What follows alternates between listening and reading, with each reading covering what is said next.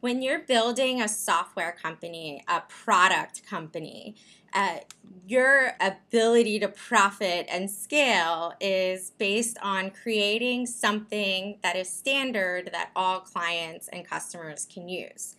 Now, as a B2B client, as a B2B software company, your first couple customers, you're almost building to spec, right? You have started your company with a hypothesis of what the product needs to be. You have a strong idea and vision of where it needs to go. But as you work with your first handful of pilots, you are really listening to what they say and building a lot of what they ask for.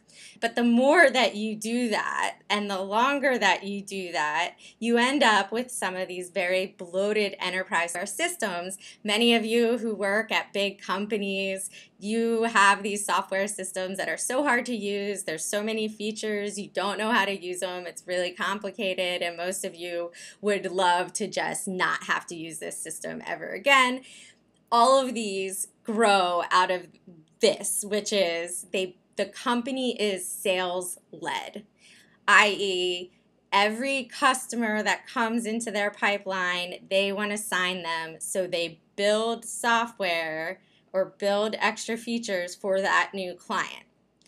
And you don't want to do that. It's okay if it's your first couple so that you get revenue under your belt, but at a certain point you are really growing a product-led growth startup company.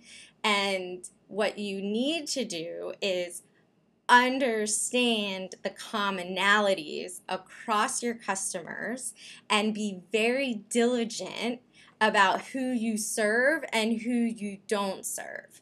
So there's a few things that are emerging as I'm talking is basically one, you have to quickly switch from being sales led after you get your first couple pilots to being product led.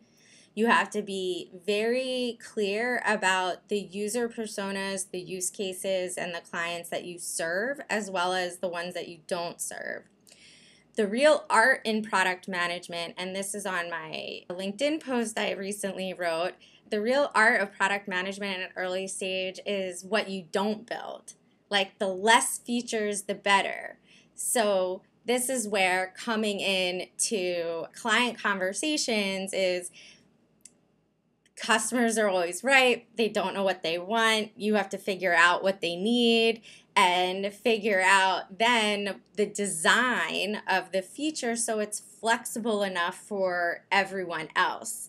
What happens a lot in these enterprise software companies is because they're sales led, then the salespeople are the ones that are interpreting what the customers say. The product people aren't in those conversations with the customers, so they're just writing requirements off of hearsay, and the salespeople are just saying literally what the customer said versus, the problem the customer is trying to solve. So whenever a customer asks for a specific feature, you say, what are you trying to accomplish here? Tell me how you were doing this without the software. Again, the elegance in product development is what you don't build. It's building the smallest amount of features and really understanding the nuances between what your customers say and ask for and what they're really the problem they're trying to solve and the need that you need to fill.